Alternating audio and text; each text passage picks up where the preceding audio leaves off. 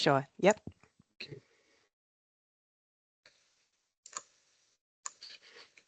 Okay, so I think we're recording. Okay. So good morning once again, colleagues, and to our colleagues from Doctoral University. We're very excited to have you join us today. I think it would be a good idea if I can just turn on my camera so you can put a face to the name. So once again, thank you for making the time to join us for the session, and thank you to Dr. Callie for making the time to facilitate the session. We really appreciate your help with this and working with you. So once again, I hope that you all are well, and we'd like to welcome you to the workshop hosted by the Research Capacity Development Unit at the University of Johannesburg. And this is obviously in collaboration with La Trobe University from Melbourne, Australia.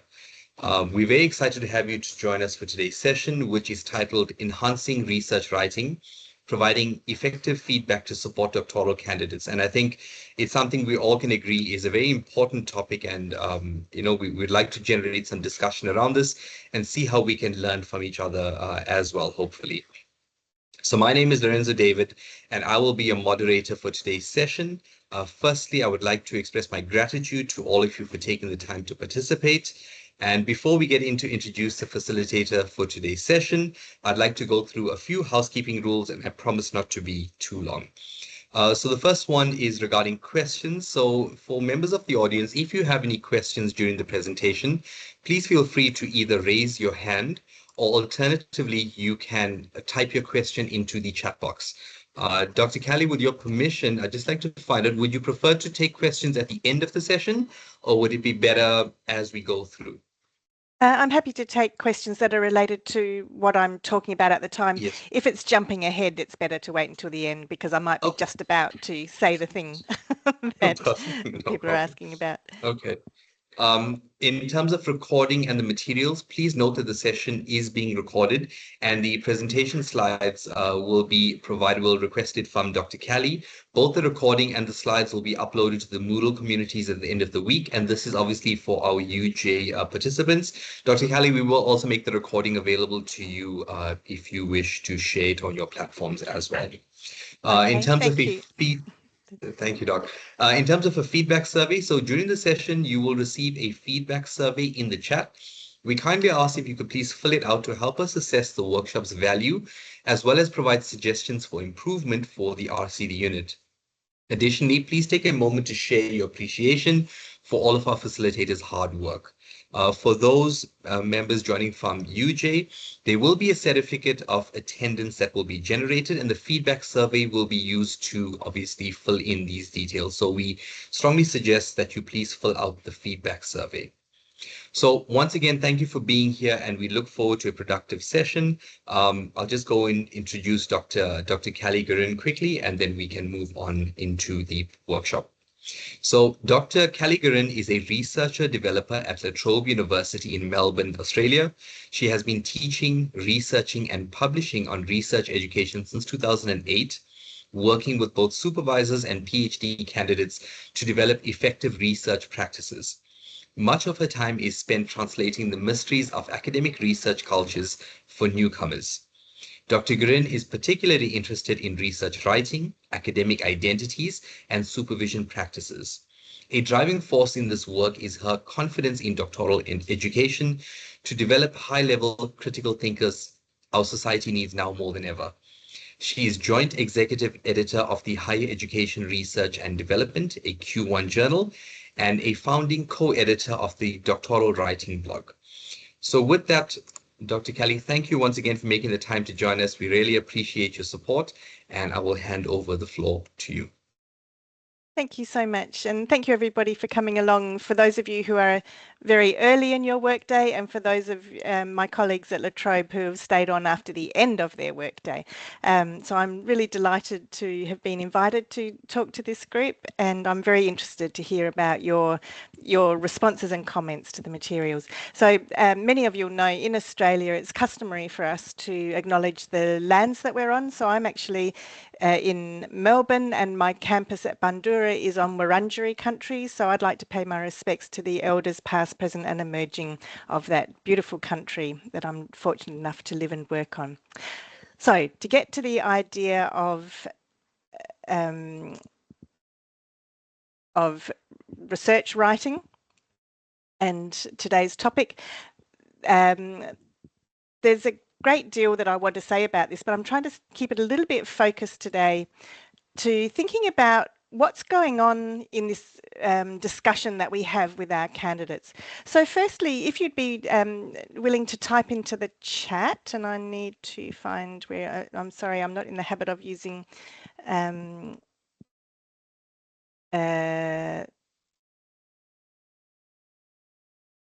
I don't use Teams all the time. I'm sorry. So first of all, so now I've got the chat up again. So what is it? Why does HDRs, we call them in Australia, high degree by researchers, but PhD candidates, and I think some of you also masters by research candidates, why do they seem kind of unreceptive to your feedback? Why do they get sort of a bit touchy, a bit cross about the feedback that you give them? Could you type into the chat your responses to that? Why don't they just really, really grateful to you for the effort that you put into telling them what they need to improve in their writing? I'll just wait for everybody to have a chance to type quickly into the chat. For me, that's my screen over here, so I'm still looking at you.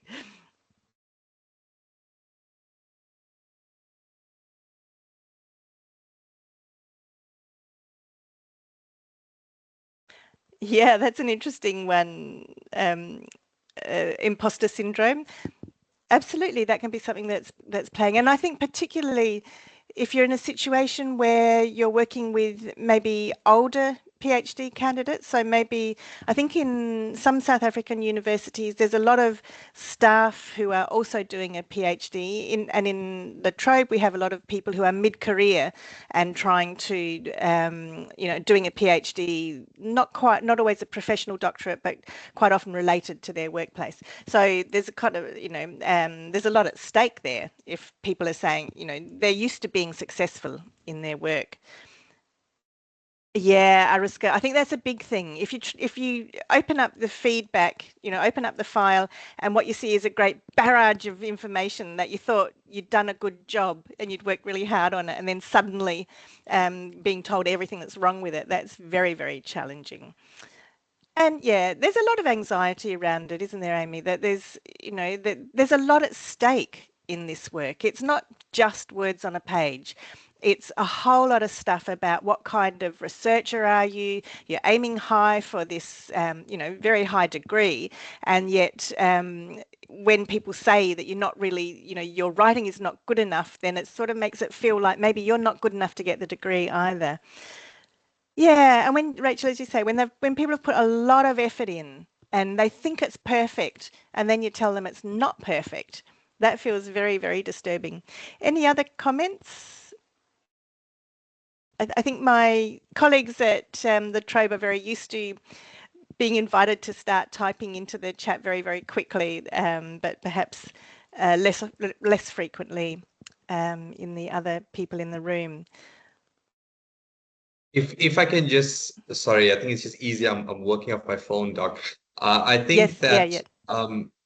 if I look at it from my perspective, when I was receiving feedback sometimes from my supervisor, you spend, as you said in the chat, you can spend days, hours, weeks or months even working on a particular chapter, and then you have a conversation with your supervisor and you realize you may have gone in a direction that they do not agree with. So in that case, there the feedback becomes, there's a lot of emotion, I guess, attached to your work because of what you've invested in it. So it makes it more difficult to think logically sometimes. Yes, yeah, yeah, absolutely. And I'm thinking, so am I only seeing the chat that comes from my institution? No, Is Doctor, there, you, oh, you that's all would be right. seeing the chat. Yes. So We've I can noticed only that see Katati Bwalya is the only one I can read. as it comes through, then we'll let you, we'll be monitoring the chat throughout the session as well. Okay, Yeah. rightio. Yes, I wasn't quite sure if I'm receiving all of it. I saw someone had their hand up for a moment. Mada. Yeah, so I think it's less about what you have to say and more about how you say it. And if we are coming on to as a position of power saying no, you're wrong. It's not going to have a good outcome. But if we come from a position of, I've done this a lot of times, let me guide you to not fall into the traps that HDR students commonly fall under. So let's go through this journey together. I think it's going to be less, they're going to be less unreceptive and touchy about it. Yeah, absolutely. And I think sometimes the practice can be where supervisors ask candidates to write something, write up this section or have a go at this, something else. Tell them what to do without a lot of guidance, but then tell them everything they've done wrong. And that's how it can feel to PhD candidates. But you can see here then why the relationship between the candidate and their supervisor is absolutely crucial to them being receptive to the feedback. So if you've already built a really trusting relationship with that candidate so that they know you're on their side, that they want to see this project succeed just as much as the candidate wants to see it succeed, then candidates are much more likely to listen to the feedback that they're receiving from supervisors. So then my next question is, what's constructive feedback? And as a starting point, how do you indicate what is actually good in the writing that you're seeing? And I'm happy for people to click. We're not a huge group, so I'm very happy for you to turn your microphones on if that's a quicker way for you to communicate with me. So how do you tell them it's what's good? I'm assuming they all do some things that are good. Sorry, Doc, I think you're going to be hearing a lot of my voice this morning. It's okay. But I think in terms of when we talk about constructive feedback, I think the point of feedback should not just be only to correct and to show someone what they're doing wrong. Obviously, it should be to guide them so that the next draft is actually better, that they're not making the same mistakes. So I think how do we indicate, if you go back to the question, how do you indicate what is good in the writing? I think it's good to have a balanced approach. And that's something that I feel quite strongly about. So yes, we would like to, tell the students these are maybe rules that we don't usually follow in academic writing. However, I do like what you've done in this particular section, because then what it does, or what we've found, is that if a student has written a particular paragraph and they see that they've done something correctly, they can use that as a blueprint and continue those positive trends throughout as well. Absolutely. Yeah, I completely agree that if they know what works, and then sometimes the key then is to explain why it's working so that then they can replicate that, rather than sometimes, I think from the candidate's perspective, sometimes it feels like, they feel like they're doing pretty much the same thing. Sometimes it works, sometimes it doesn't. So trying to work their way, sort of trying to work out what that is and being very explicit about what's working and why it's working is very helpful. But what do candidates themselves complain about? What do they say? Do you get insights into any of this? Often we've already had that idea that the power relationship is not always straightforward. But yes, I can see that. I'm not sure how to pronounce the names, I'm sorry. So if I say something really weird, please just excuse me for being an ignorant Australian. But Adetayo, I think the name is, that the idea that the tone is really, really important.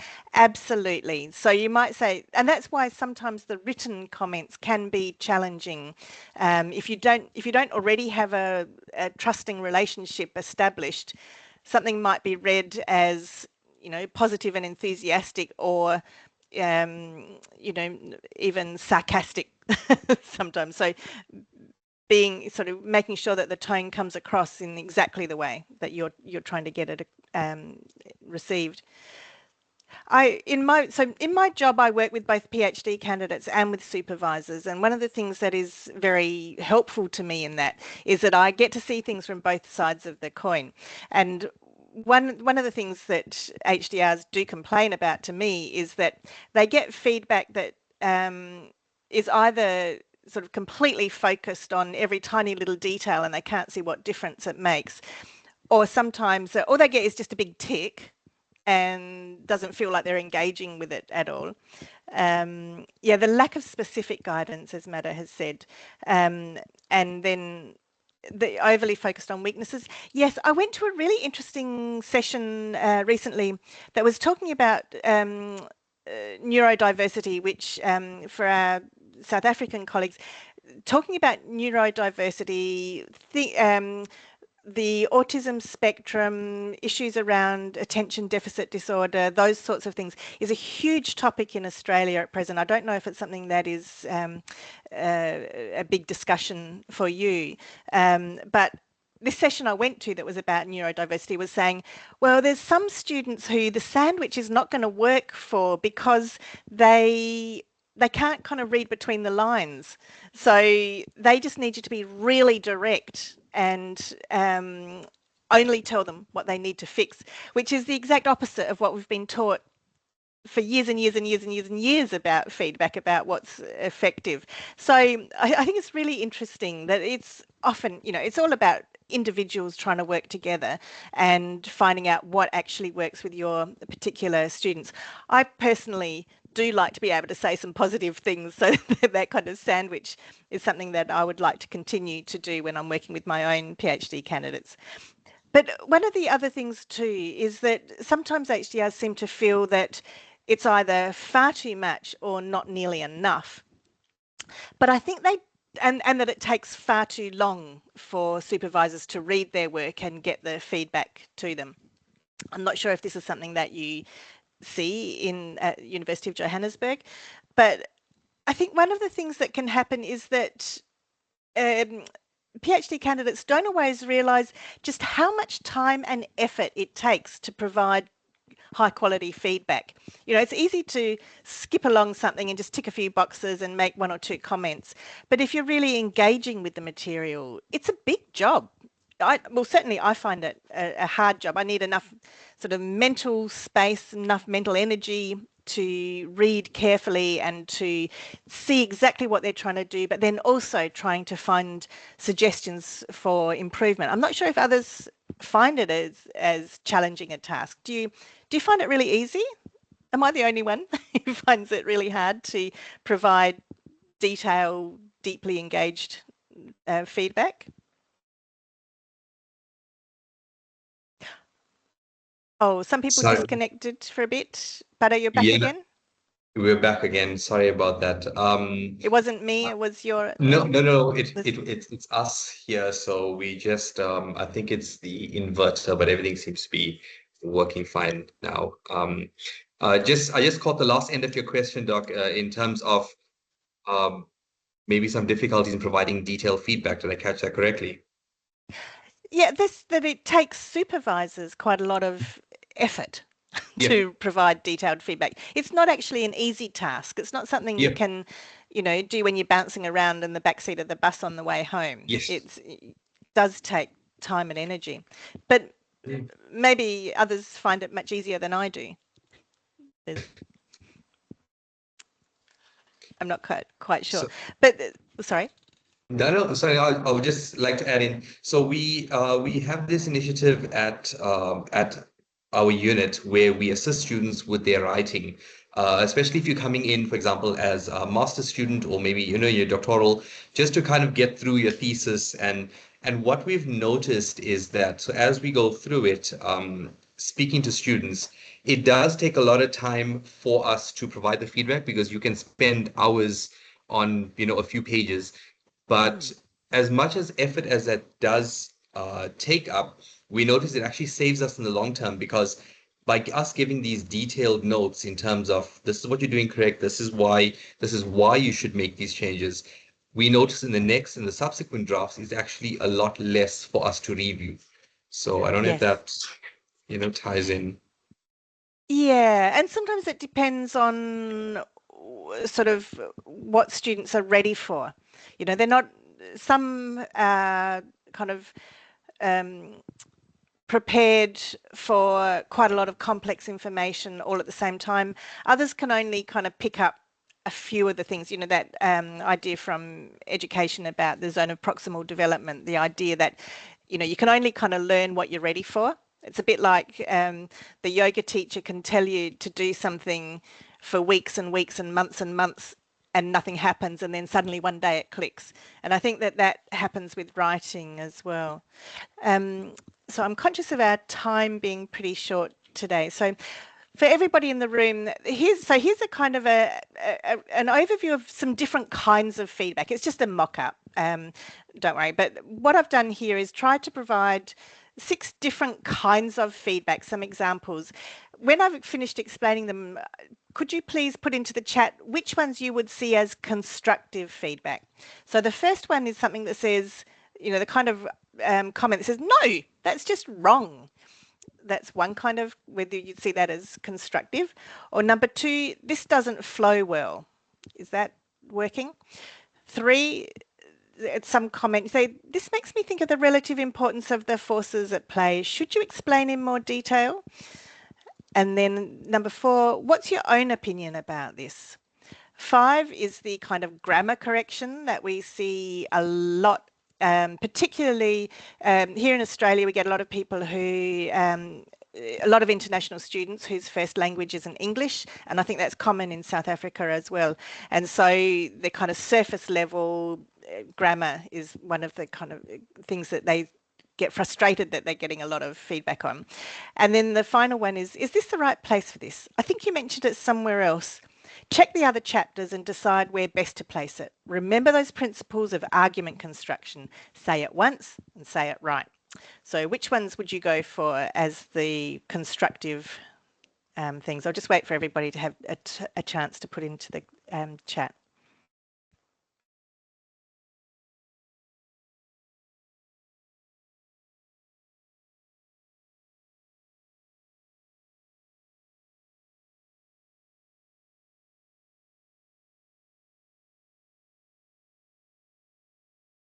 Just wait a moment more in case anybody's trying to type on their tiny little phones.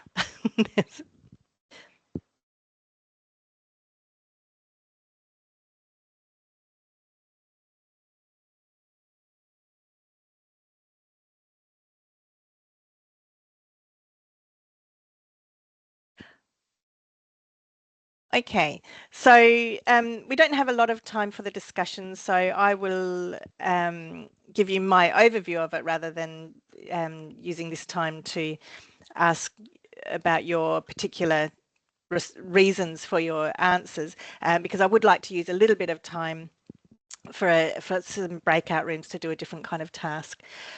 So for me, I'm so relieved that none of you chose number 1. That just seems, it might be, again, it doesn't help the student know what they should change, but it also seems very, very dismissive. But I hear plenty of students who tell me that their supervisor just puts things like, that's rubbish all over their things. And I think, oh, okay, right here, that's pretty hard. Number 2 is an example of the kind of comments that people often get that might actually be true, but it doesn't tell them how to fix the problem. So it tells them what the problem is, but it doesn't really help. Like they wrote it like that because they thought it did flow. The number 3, as somebody else I think has commented, that it's nice because it makes it sounds like the reader is actually trying to engage with the ideas that you're presenting. But when it's presented like this, should you explain in more detail, the student has no idea whether that's just a kind of, thinking out loud comment or whether they do actually need to do something about it.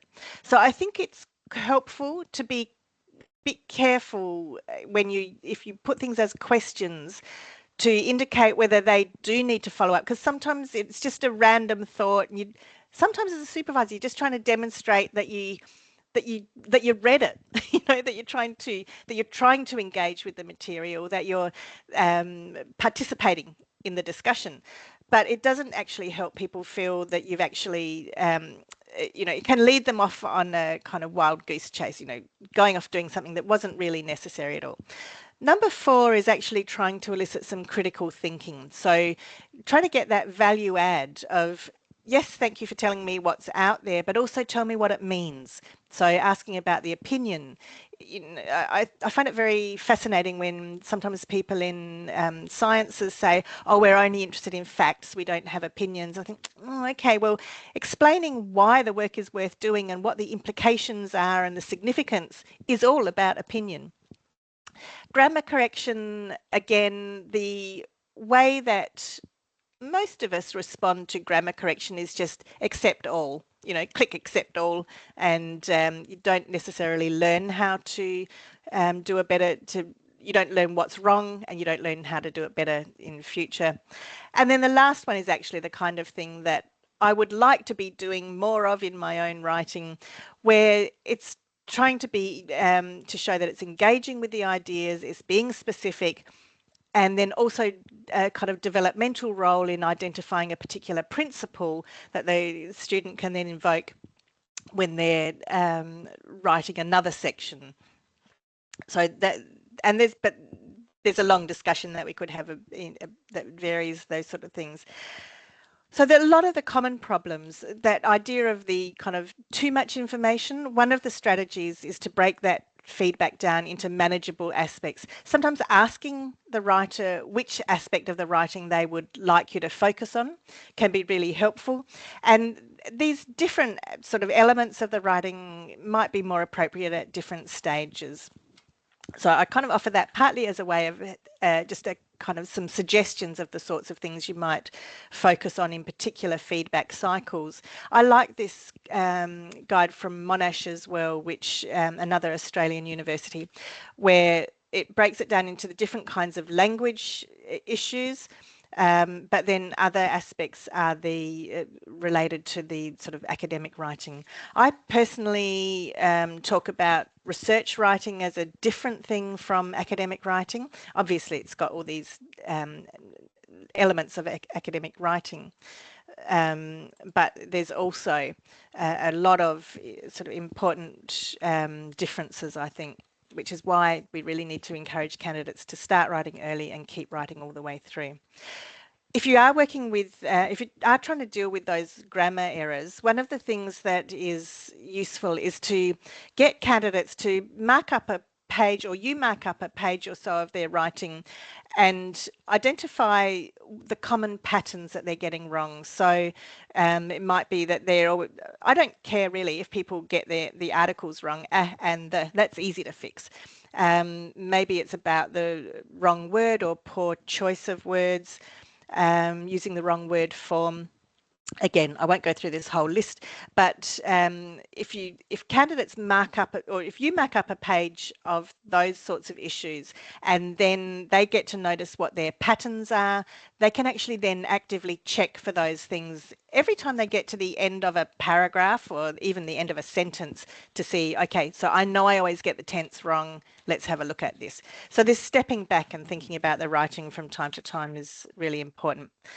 Then, what about one of the things we see often in Australia? I'm not sure if this happens for all of you, but candidates just don't deliver.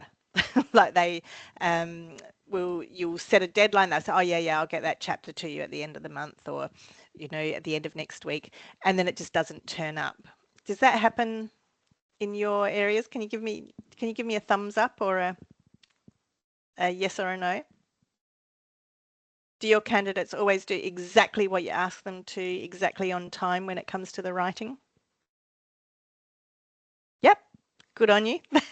No, I think, sorry, that thumbs up was a bit mistimed. I was Oh, just going to say, yes, when it comes to missing the deadlines, it is something that happens quite often in our yeah, universities in South Africa as well. So, yeah, I think it's a yeah. global. And I think there are kind of often reasons for that, all sorts of procrastination techniques, perfectionism. There's a whole lot of different reasons.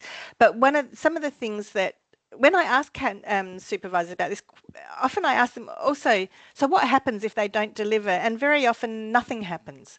And so I think when there are no consequences, then candidates maybe don't take those deadlines very seriously. That you didn't really mean it. So some of the things that I think can work very well in those situations are to plan the overall structure, the kind of broad dot point outline of the piece of writing. If candidates and supervisors work on that together, then they can see specific chunks to work on between now and the next meeting. But asking for smaller pieces of writing rather than the huge, a 10,000 word chapter can be a really big undertaking for most of us, really, I think. Whereas if it's could you write up this section on this or the paragraph on that and send it to me by the end of tomorrow? That is a much easier task. And again, it's not such a high stakes piece of writing. It helps to move things along, and it's easier for you as supervisors too, of course. But I think that idea that getting people to understand that it's never, ever, ever going to be perfect. Doesn't matter how hard they try, there's something else you could have done. You will all be completely familiar with this from anything you've ever sent out to a journal for review. People always want something more.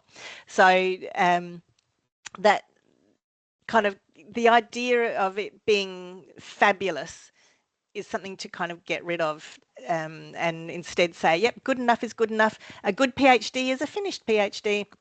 That's all we're looking for. And then also different kinds of writing in company sessions. So this is the model of shut up and write that you may be familiar with.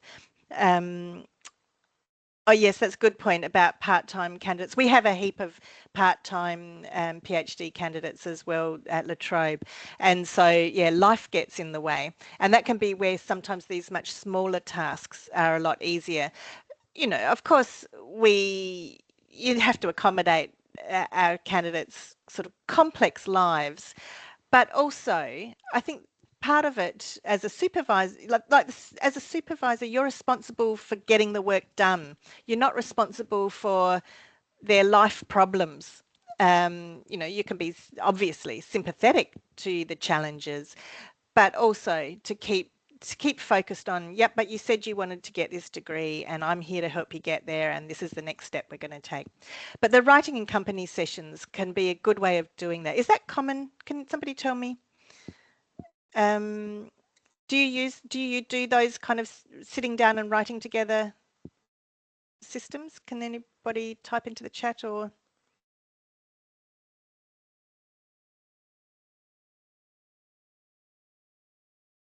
No?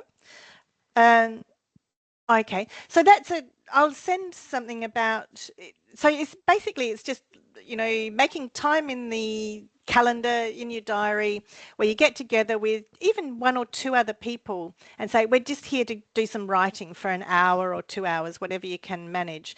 And the idea is a little bit of social time and then just sit down and get on with the job. And so somehow when there's somebody else saying, yeah, you said you're going to write, and so now you have to do it, but also some company while you're doing it seems to generate very positive energy, and it's become a really big thing in Australian universities and elsewhere, and I would strongly encourage it. If you'd like to know more about that, I'm really happy to talk about that. So the kinds of strategies, Amy, I think making it clear to candidates that you set us, like they said they were going to deliver something at a certain time, day. Um, you set aside time to focus on their work out of your very busy work and home life. If they miss that window of opportunity, then you might not get another opportunity to look at it for the next few weeks or a month or something. And so getting them to understand, well, then they're going to have to wait, that you're not able to just endlessly work with them. It's also then when it comes to the milestones at La Trobe, I think registering this person hasn't delivered when they said they would, and and even if there is a whole series of catastrophes in their life, sometimes it's important to say, well, is this really the right time to be doing this work? Maybe we should take a leave of absence for a while you get everything else sorted out, or some go part-time if that's necessary. That's often a red flag for I'm never ever going to finish this, but sometimes that is the right strategy. but also kind of the mutual obligation. So part of the mutual trust is also the mutual obligation to deliver on what you said you were going to do. I know I can sound a little bit hardline in some of this. There's also some other kind of useful ideas about how feedback is presented. I would like to jump before we run out of time altogether. Do we have to finish right on the dot of 6, or can we have a few more minutes, No, no, Lorenzo? you feel free. It's like we said, it's the beginning of the day for us, so we've booked Right. the session until 1:30, so it should be fine. Okay. I think for my Australian colleagues, it might be tricky Yeah, to no, we stay on, but understand. we'll see how Yeah. they go. Because what I would really like to do is have so there's not, so feedback happens in lots of different ways, and so thinking about different ways that you can develop writing as well. There's these different kinds of strategies. So I'd really like to just have maybe 10 minutes in a breakout room. Should I do the breakout rooms, Lorenzo, or is it better for you to do? I will try and set it up now. Then we can have a breakout room. Just give me a Okay. few. So three people in each room. Okay. And the task here, I've got a version of this screen that if you would, can I put this into the chat?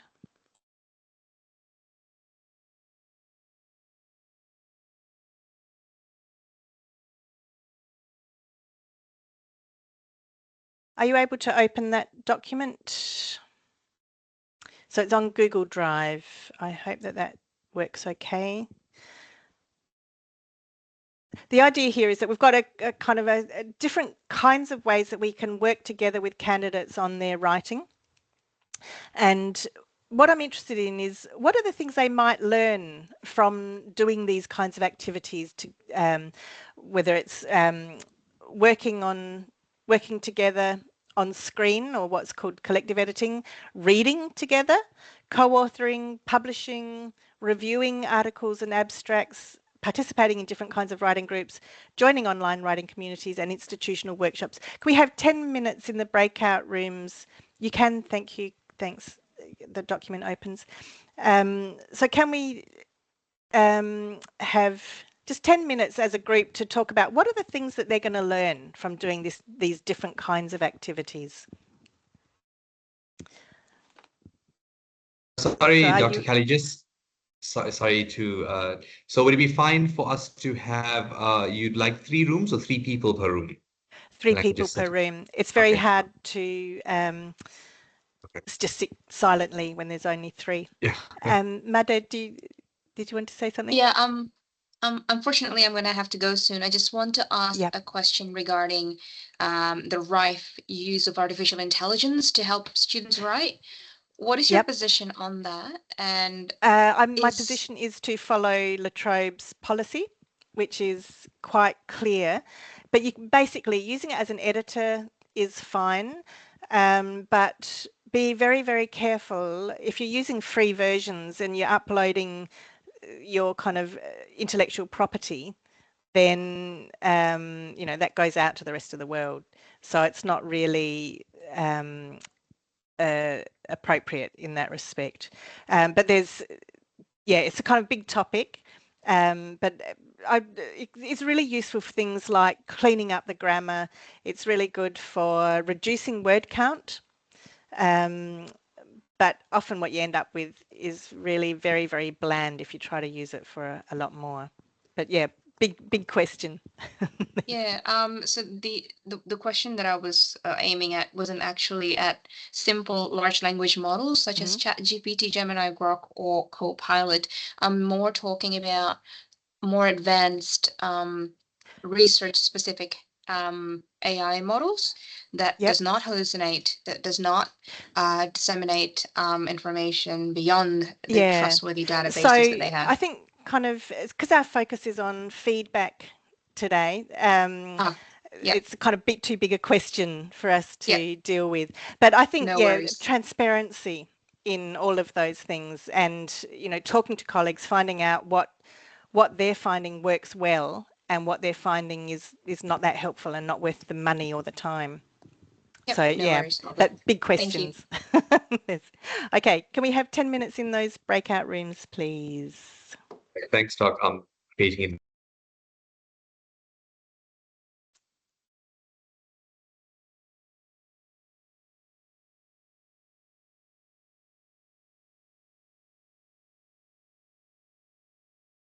And I can't see. So people are going to. I won't join a room myself. Are you able to keep me out of that?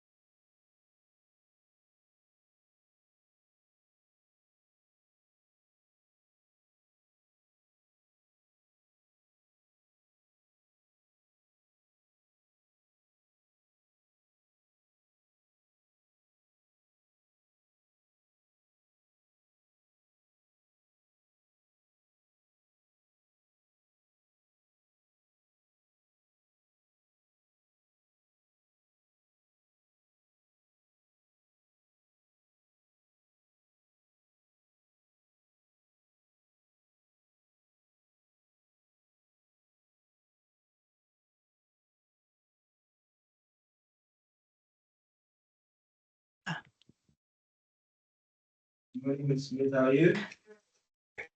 Hi. I was in a room with Prabha, but they had a very poor internet connection, they said, so they couldn't use their camera. But am I now in a different, is this the main room or a different room? I think Rachel? this is the main room, Doc. Okay. So teams automatically assign the rooms Yep. and just split people up. So I tried to just bring you to, you said you didn't want to be assigned, so I just brought you to the No. main room. Yeah. But the people who are, so Rachel, are you still there? Yeah, I couldn't join the room, so I'm just switching to my laptop in the hope that I can then join the room. It just kept saying I couldn't. Okay. I couldn't. Yeah, so I'll keep trying. Thanks. Right. And our other person, Let me is that just see if I can manually assign. Then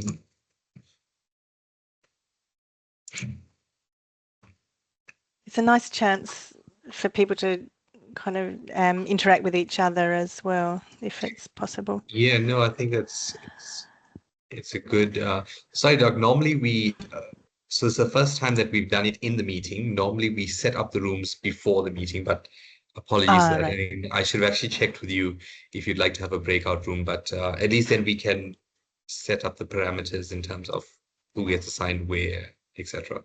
Yeah. But Yeah. if we don't know who's going to turn up, Yeah, so we that's usually work tricky off anyway. just the registrations. But yeah, I understand what you're saying, but Okay. hopefully it For should me, be for Zoom, you can just do it on the spot very easily. it's much So that's what I'm simpler. in the habit of Yeah. using. So is that generally the medium that or the platform that La Trobe uses?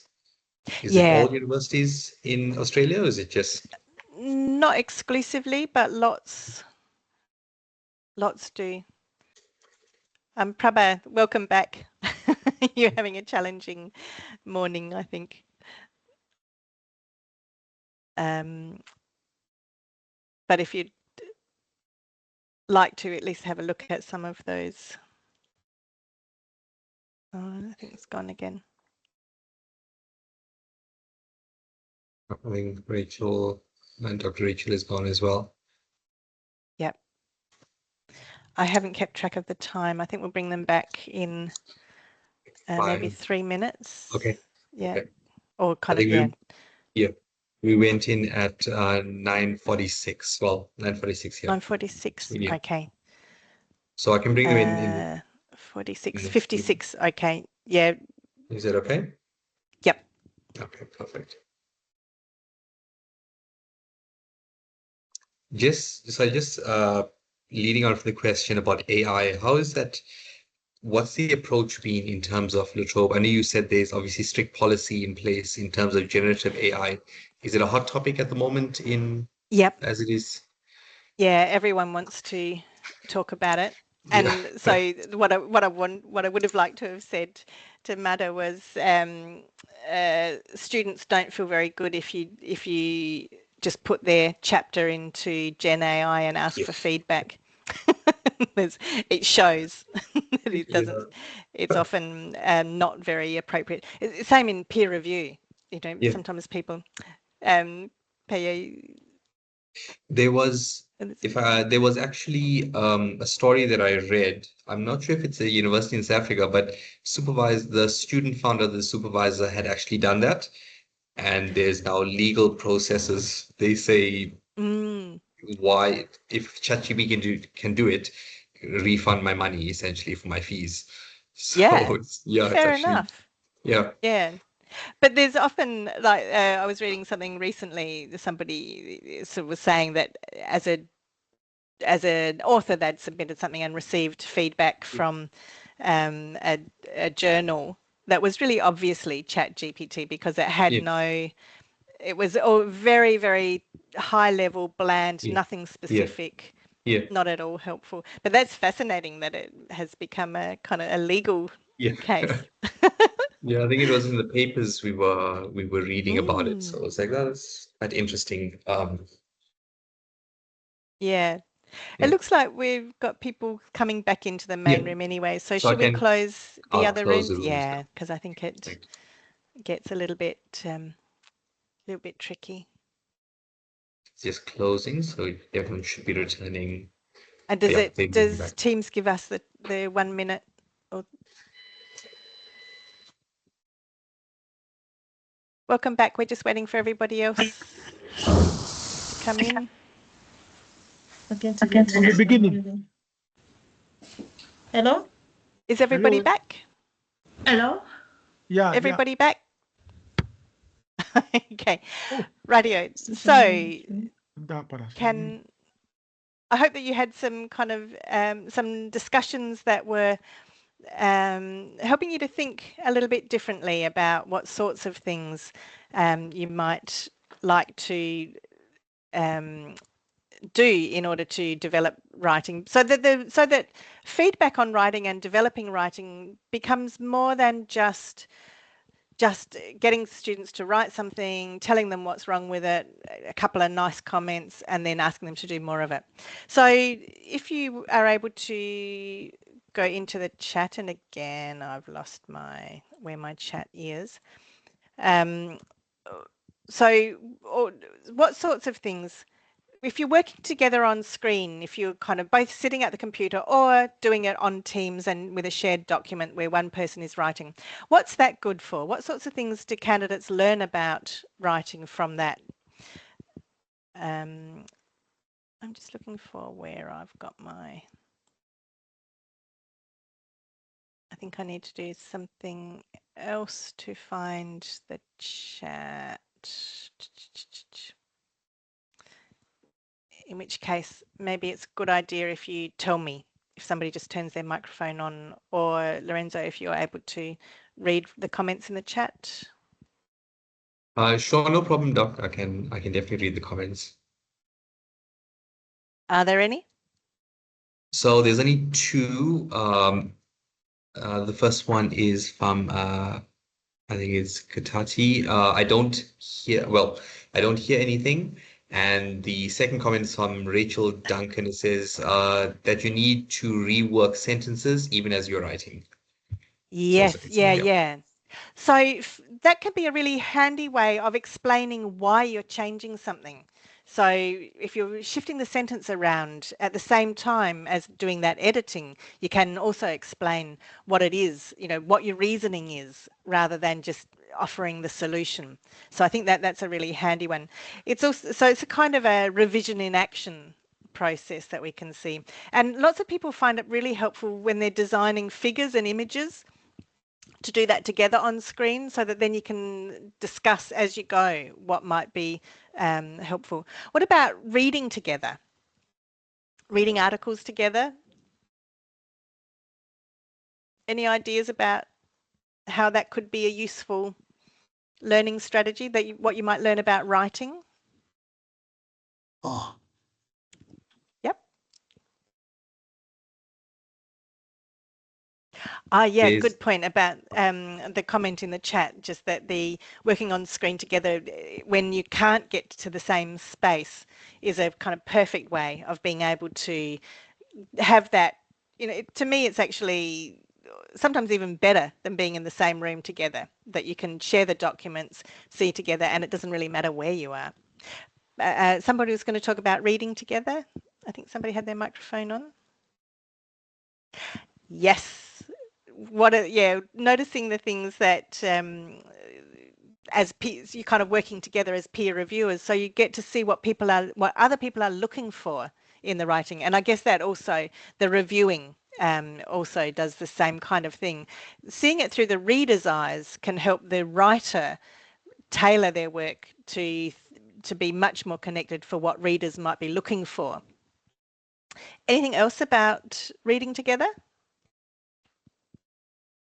I'd like to say maybe sometimes the discussion that's generated from it, if I think back, some of the most helpful conversations I've had was with my fellow lab mates when we were discussing a particular paper, and either with writing or even coming up with experiments, that allows you to think differently, bounce ideas off each other, and I think that helps the learning process quite a lot.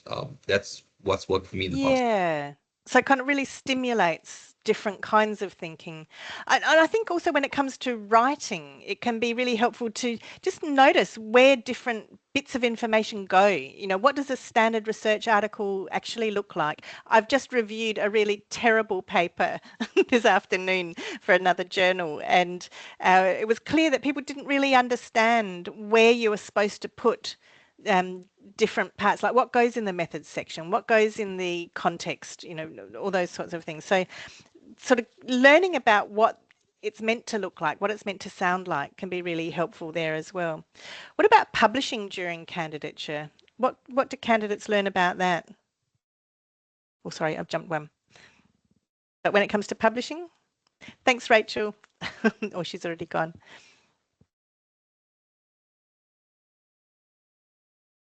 Are they going to learn anything useful about writing if they try to publish during candidature? I think it is a benefit, not only in terms of having obviously a published article, but in terms of teaching you how to write for your journal articles, how that's different from your thesis, because sometimes in your thesis you can be quite extensive, but in your article you generally have to be quite concise, to the point, and identify the key. So it allows you to critically think and critically put together your writing.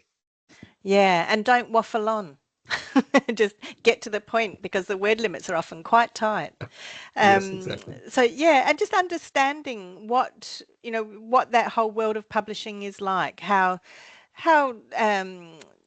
competitive it can be, how harsh sometimes.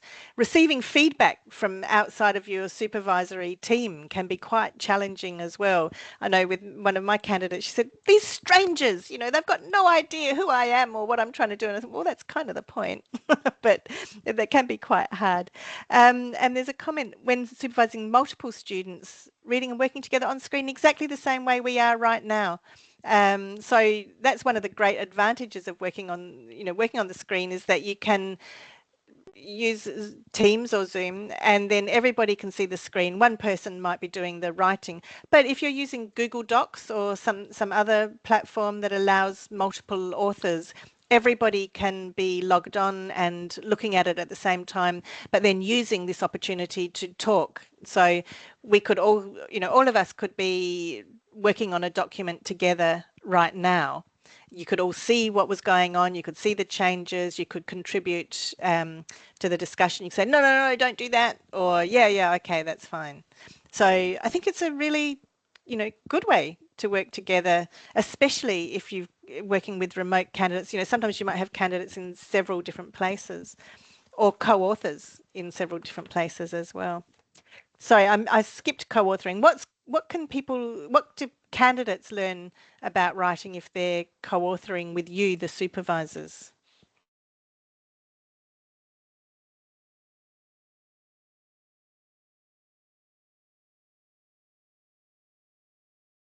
I think, Dr. Kelly, I'll jump in again. Yep. I think if I look at it from the perspective of what I learned from my supervisor when we co-authored a paper was when you're writing, there's certain rules which when you're actively writing, you're aware of, but coming in as a new student, you obviously have no idea. So Yep. the guidance that you get from there, even their changes, even if they're not making a comment, it makes you think, and then you can make those changes in the next drafts.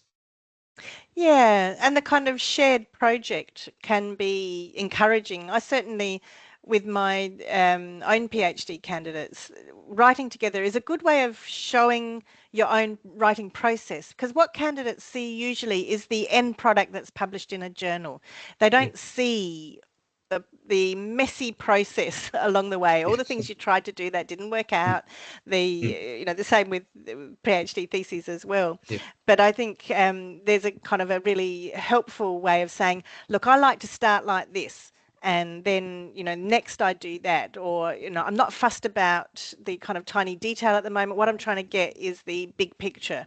So those sorts of things, because it's one thing to read about a process and think, oh, okay, I'll try and do that. It's another to kind of learn by doing together, and kind of feels a lot more supported in rather than trying to do it all on your own. Co-authoring can be a really effective way of teaching, but then also ending up with a product that everybody's happy with. So the writing group, there's a whole lot of different kinds of writing groups.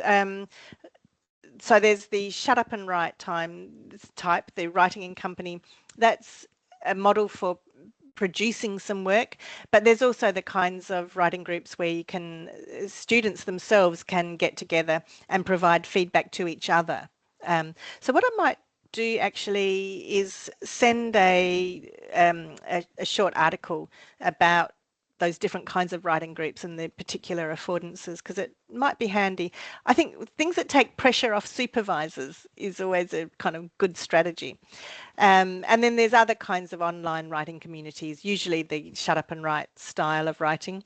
And so you were saying that already that you run workshops on writing, Lorenzo, that's part of what your unit is providing. But they, again, candidates sometimes can learn a lot from seeing what other candidates are struggling with and other people's solutions.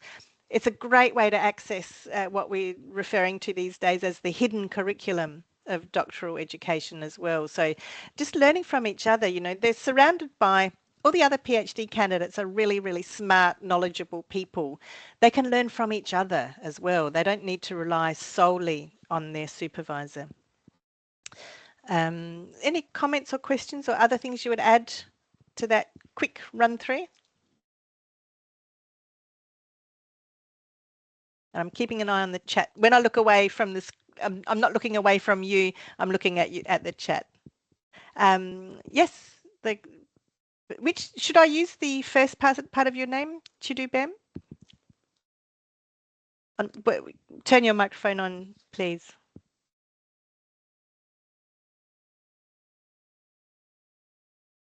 What Hello, would you like can you to hear me now? Yep. Yes, I can.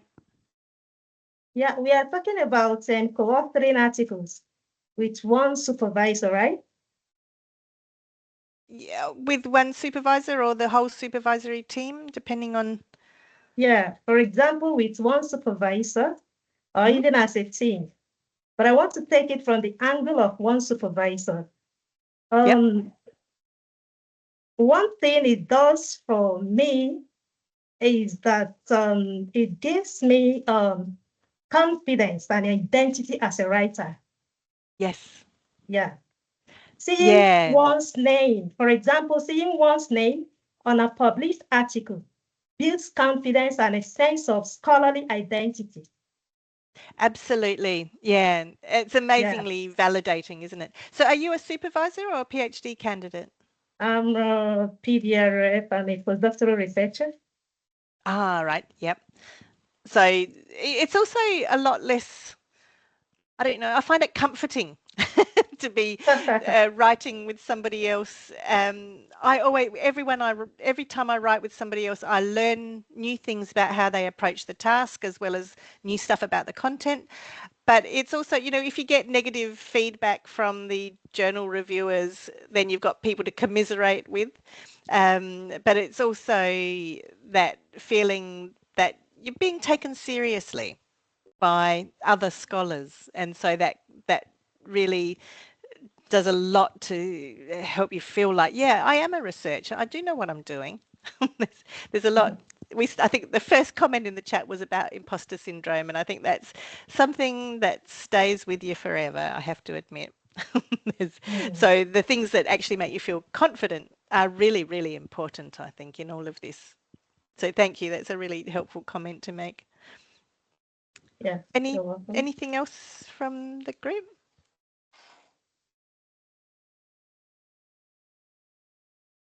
Not at this stage. So that was the kind of last task that I wanted to do. Since we have a moment, I would like to go back to this. So I really liked this blog from Kay Guccione's work. Feedback That Doesn't Sting was the title of the blog.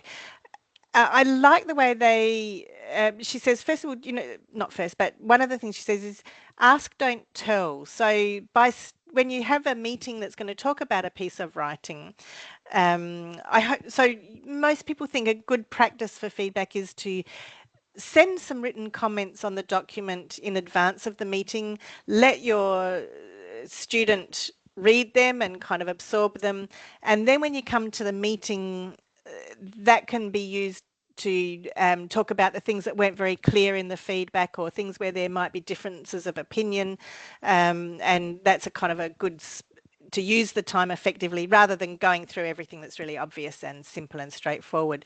But this idea of just asking the writer what they feel good about or what they're worried about can be a very good opening into a discussion that uses the time so that they sort of, it's an effective way of making sure the time is focused on what the candidate needs from you, especially, you know, often your time, you know, you're busy, you don't always have a lot of time to talk about it. I think also that whole thing about cultural differences in how people are going to express politeness is something, and I think South African universities often have people from all over Africa at any rate, and a reminder that, you know, what might look like people are agreeing with you may mean something very different. Many of you may have been in situations yourselves where you smile and say yes to things that you have no idea what people are talking about. I certainly, when I started my last job, not so much in this one, but I would go to meetings and smile and nod and come out and think, I have no idea what I agreed to do just then, but I'm sure I'll find out later on.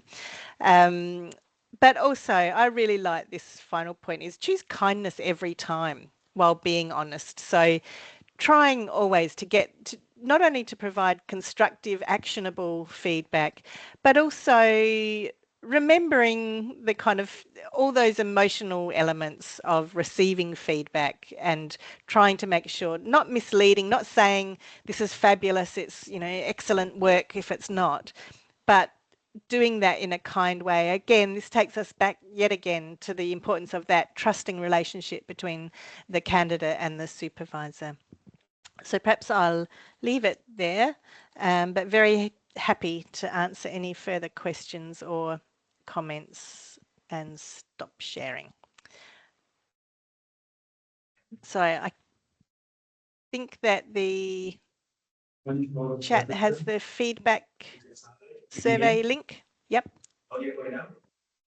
Yeah. Hi, Dr. Kelly. Yes. So firstly, thank you for the presentation. If you just give me 1 minute. Sorry, the Wi-Fi is just giving us an issue again. Right.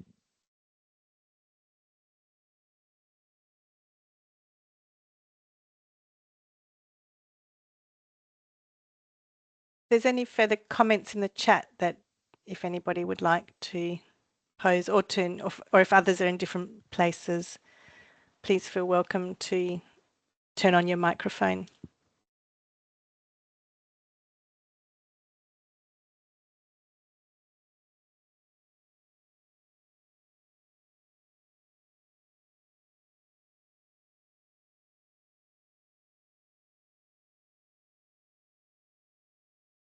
Are there any further questions, or are you still sorting the Wi-Fi?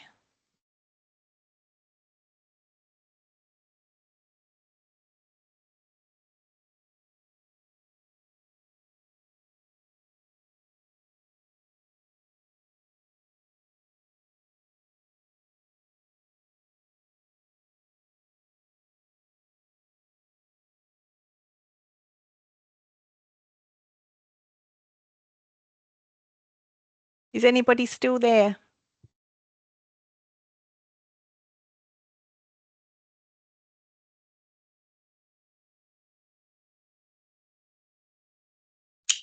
Yes, we are. Ah, good. Okay. I was just starting to type in to ask if anyone's there.